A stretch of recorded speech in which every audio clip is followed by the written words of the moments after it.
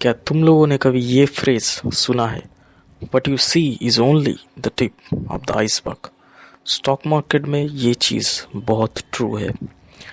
Welcome back to channel ARC। यहाँ पे हम लोग ट्रेडिंग के उन लेयर्स पे जाएंगे जिसमें किसी भी यूट्यूबर ने अभी तक वीडियोस नहीं बनाया है। Level 1, tip of the iceberg, alternative trading system ATS। ATS एक ऐसा वेन्यू है जो ट्रेडिशनल स्टॉक एक्सचेंज के बाहर में होता है। यहाँ पे सेम ही सब कुछ होता है जो ब्रोकर्स प्रोवाइड करते हैं, एवरीथिंग इज सेम, बट यहाँ पे एंट्री करने के लिए आपका कैपिटल बहुत ज़्यादा होना चाहिए। यहाँ पे लिक्विडिटी की कोई इशू नहीं होती है। ट्रेडर्स बड़े बड़े ऑर्डर्स एग्जीक्यूट कर सकते हैं बिना कोई भी इंटेंशन बोले पब्लिक को कि why they are trading. Lower cost, ATS पे ट्रेड करने के लिए आपको लोअर कॉस्ट देना पड़ता है, सिर्फ एक्सचेंज फीस देना पड़ता है और बाकी जो चार्जेस होते हैं वो आप पे अप्लाई नहीं होते हैं। और एक सबसे जो बड़ी चीज़ है ATS फैसिलिटी की वो है एक्सटेंडेड ट्रेडिंग आवर्स। कुछ ATS ऑफ़र करते हैं आपको जो रेगुलर मार्केट आवर्स होते हैं उससे अलग में बाइंग या फिर सेलिंग करने के लिए, बट ये जो बाइंग सेलिंग होती है इसका जो प्राइमरी मार्केट है उस पर कोई भी सिग्निफिकेंस नहीं पड़ता है। जो ट्रेडिंग होती है प्राइस में फ्लक्चुएशन नहीं आता है उससे। प्राइमरी मार्केट जो नॉर्मल मार्केट होता है जहाँ पे हम सब लोग ट्रेड करते हैं, यहाँ पे सब कुछ विजिबल्स होता है, कौन क्या बाई कर रहा है, कौन क्या सेल कर रहा है, सब कुछ ऑर्डर्स हमें दिख सकते हैं, हम सब लोग देख सकते हैं। प्राइमरी मार्केट की उतनी भी ज़्यादा वैल्यू नहीं है। एनोनिमस ट्रेडिंग, यहाँ पे ट्रेडर्स अपनी कोई भी आइडेंटिटी किसी को रिवील ना करते हुए अपने ट्रेड्स देते हैं। ये ज़्यादातर डार्क पूल्स के थ्रू होता है। हम लोग आइसबर्ग के नेक्स्ट लेवल्स पे ये डार्क पूल को और डिटेल में जानेंगे। वीडियो से और आगे बढ़ने के लिए शायद आप लोग सोच रहे होंगे कि इतना ज़्यादा ऑर्डर्स को हाइड करने की ज़रूरत क्या है। देखिए, ऑर्डर्स को हाइड करना बहुत ज़्यादा इम्पोर्टेंट हो जाता है जब आपका कैपिटल एक सर्टेन अमाउंट के ऊपर चला जाता है, तब आप मार्केट मेकर की कैटेगरी में आ जाते हैं। आप मार्केट में ट्रेड कर रहे हो मतलब ये नहीं कि आप इसे पैसा कमाना चाहते हो। आपके अगेंस्ट में बहुत सारे लोग बैठे हुए हैं आपका कैपिटल लेने के लिए, इसलिए ऑर्डर्स हाइड करना बहुत ज़्यादा इम्पोर्टेंट हो जाता है। चलिए अब बढ़ते हैं नेक्स्ट लेवल में। Level 2, iceberg, electronic communication network ECNs। ECNs is a digital system that facilitates trading of financial products like stocks and currencies outside of traditional stock exchanges. It connects buyers and sellers directly, allowing them to trade without the need for a middleman. इसका मतलब simple ये है कि ECN में जो trade होता है वो कोई भी मिडिल मैन नहीं रहता है उन सब ट्रेड्स में। मतलब हम जो ट्रेड करते हैं, it means that if I want to buy, तो मैं जो ऑर्डर मारता हूँ वो फर्स्ट ब्रोकर के पास जाता है, उसके बाद एक्सचेंज के पास, उसके बाद उस प्राइस पे अगर कोई सेलर है तब ऑर्डर्स मैच होते हैं। लेकिन यहाँ पे कोई भी मिडिल मैन नहीं रहता है, या फिर डायरेक्टली बाई एंड सेल होता है। एक्सचेंज और ब्रोकर इज़ आउट। ECN में एक फिक्स्ड प्राइस रहता है जहाँ पे कोई बायर और सेलर बाइंग या फिर सेलिंग करते हैं। यहाँ पे डायरेक्ट ऑर्डर बुक जो होता है वहाँ पे आपका एक्सेस होता है, और सबसे जो मेन चीज़ है इसकी एक्सटेंडेड ट्रेडिंग आवर्स, मतलब आपको अलाउ किया जाता है कि आप आफ्टर आवर्स में भी ट्रेड कर सकते हो। ये एक्चुअली करते हैं जो कि बिग ऑर्डर्स में ट्रेड करते हैं, मतलब billions of dollar. It means that मैं एक एग्जांपल देता हूँ। मान लीजिए कोई भी स्टॉक में एक बहुत बड़े ट्रेडर्स का मिलियंस डॉलर्स में पोजीशंस है। अब कोई भी रात को एक न्यूज़ आता है जो कि बहुत शॉकिंग होता है उस कंपनी के लिए, तो जब मार्केट ओपन होगा तब पैनिक सेलिंग होगी, गैप अप गैप डाउन्स हो सकते हैं। तो इसलिए जो बिग प्लेयर्स है वो लोग इस मार्केट में किसी और बिग प्लेयर को, कोई भी म्यूचुअल फंड हो सकता है, कोई भी किसी भी ब्रोकर इंस्टीट्यूशंस हो सकता है, जिनके साथ रात में फिक्सिंग होकर उस प्राइस पे बाइंग या फिर सेलिंग हो जाती है। मतलब शेयर्स ट्रांसफ़र कर दिए जाते हैं मार्केट ओपन से पहले ही। मतलब जिस प्राइस में ट्रेड नहीं हुआ है उस प्राइस पे वो लोग बाई या फिर सेल कर लेते हैं। This is like N future and option contract. It's an contract, not shares, it's an contract. Secondary market. Secondary market एक ऐसी जगह होती है जहाँ पे हम सब लोग ट्रेड करते हैं। मतलब जो भी स्टॉक्स या फिर बॉन्ड्स जो भी है, सब कुछ जो कुछ फर्स्ट टाइम नहीं आ रहा है, जो कि न्यू नहीं है, वो ट्रेड होता है जहाँ पे हम लोग सब लोग ट्रेड करते हैं। Block trading facility.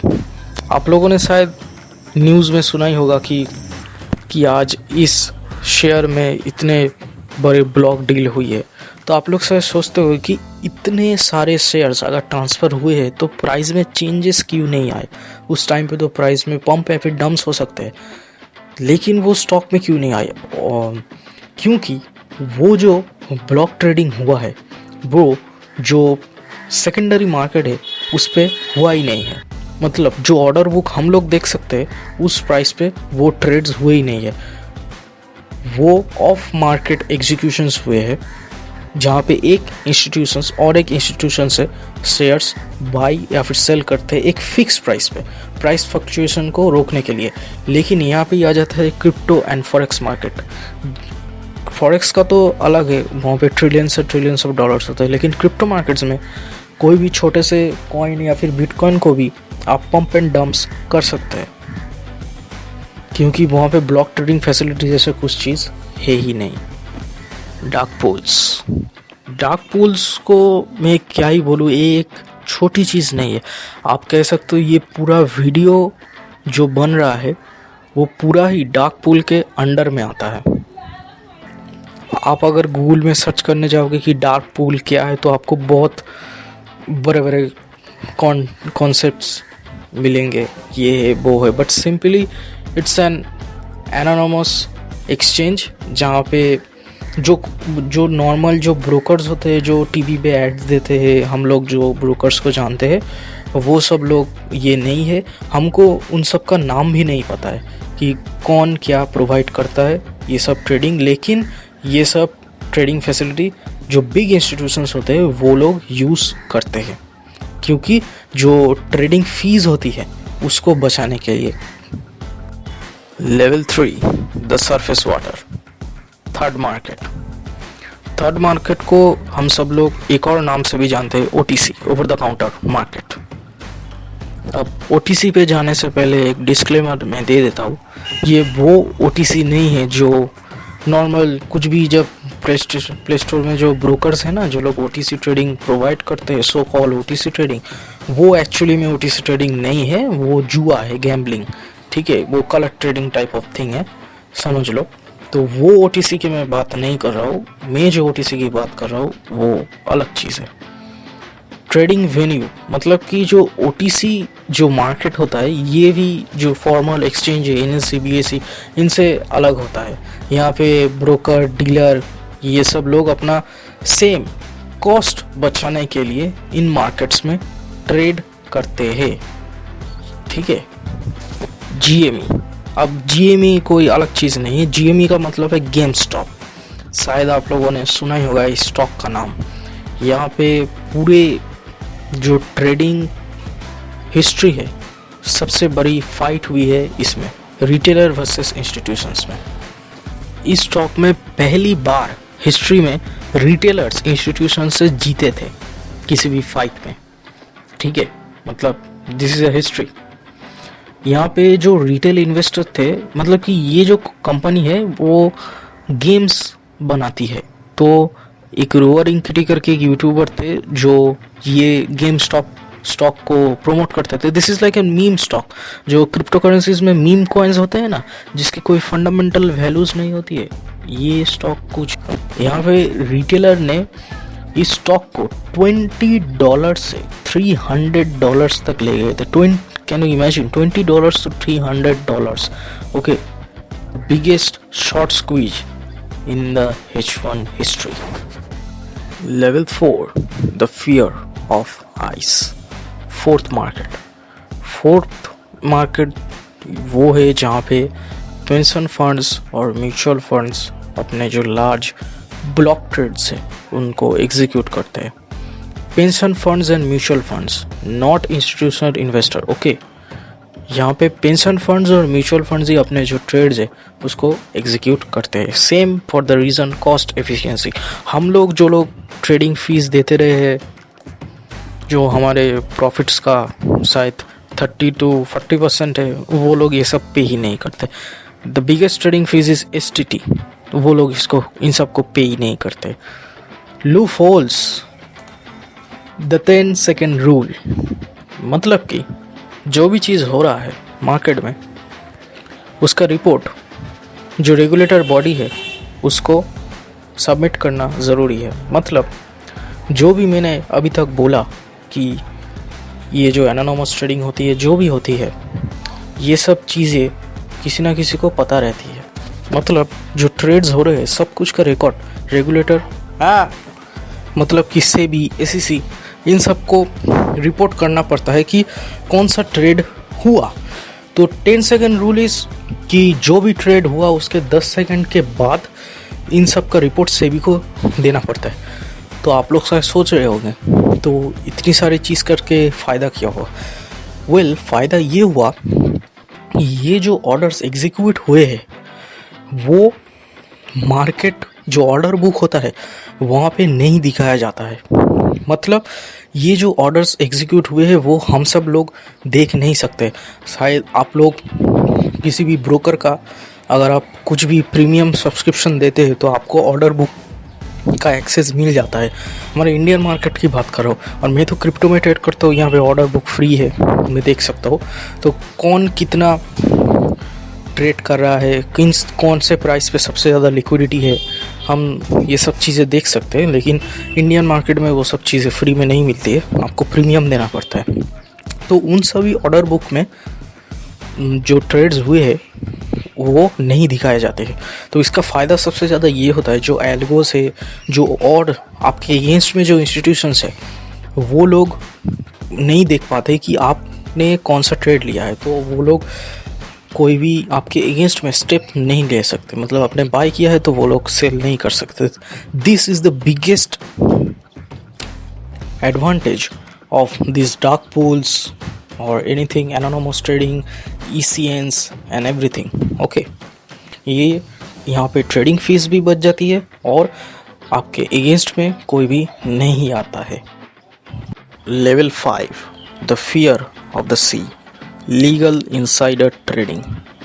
मतलब कि जो बड़े बड़े बैंक्स हैं like JP Morgan, Morgan Stanley, ये सब जो बैंक्स है वो बैंक के पास अपने अपने डार्क पूल्स होते हैं जहाँ पे वो लोग न्यूयॉर्क स्टॉक एक्सचेंज के जो लिस्टेड कंपनीज़ है उनके शेयर्स वहाँ पे ट्रेड कर सकते हैं. और सबसे बड़ी चीज़ ये है वो जो बैंक है, मतलब कि एग्जांपल JP Morgan, उसका जो स्टॉक है जो एक्सचेंज पे लिस्ट हुआ है वो लोग खुद ही के स्टॉक ट्रेड कर सकते हैं. मतलब सोच सकते हो, this is the loop hole. Bank अपने खुद के ही शेयर्स ट्रेड कर सकते हैं. मतलब प्राइस मैनिपुलेशन इज़ ईजी. ठीक है, तो ये है लीगल इनसाइडर ट्रेडिंग. SEC यहाँ पे कुछ भी नहीं कर सकता है. Pinging, the very interesting concept. Pinging is like कि बहुत हाई फ्रीक्वेंसी ट्रेडिंग फर्म्स होते हैं जो लोग डार्क पूल्स में छोटे छोटे ट्रेड ऑर्डर्स मारते हैं. मतलब 1 लाख शेयर्स, 2 लाख शेयर्स, ऐसे करके जो छोटे छोटे ऑर्डर्स होते हैं वो लोग उन डार्क पूल्स पे मारते हैं. उन स्टॉक को बाय कर लेते हैं पहले एक प्राइस पे. ठीक है, एग्जाम्पल $20 पे वो लोग बाय कर रहे थे और ये होप करते हैं कि वो उन शेयर्स को किसी भी और एक बिग प्लेयर को जो डार्क पूल में ट्रेड कर रहे हैं उनको एक्सपेंसिव प्राइस पे बेच दे. क्यों? Obviously to make profit. Just like $20 to 2 सेंट, मतलब जो 20 पैसे का फ़र्क है, multiply into the shares they buy, वो है उनका प्रॉफिट। ऐसे वो लोग ट्रेड करते हैं। This is like an high frequency trading super scalping. तो ये जो चीज़ है high frequency trading super scalping, मैं इस पे वीडियो बनाने की सोच रहा हूँ। अगर वीडियो देखना है तो कमेंट कर दो चैट में हाई फ्रीक्वेंसी ट्रेडिंग, और वीडियो मैं डाल दूंगा नेक्स्ट वीक पे, ठीक है। हाई फ्रीक्वेंसी ट्रेडिंग एक बहुत इंटरेस्टिंग कॉन्सेप्ट है, ठीक है। और जो लोग इंडियन स्टॉक मार्केट, जो लोग स्कैल्पिंग करते हैं ना, 1 मिनट टाइम फ्रेम पे scalping, really are you serious? वो रियल स्कैल्पिंग कभी भी नहीं है। Scalping is like taking the orders only, ठीक है। Pinging is like this scalping, high frequency scalping, it's crazy. Well, the video is end here. अगर ये नई वीडियो आपको इंटरेस्टिंग लगी है तो लाइक कर दो, शेयर कर दो, सब्सक्राइब कर दो। बस यही था।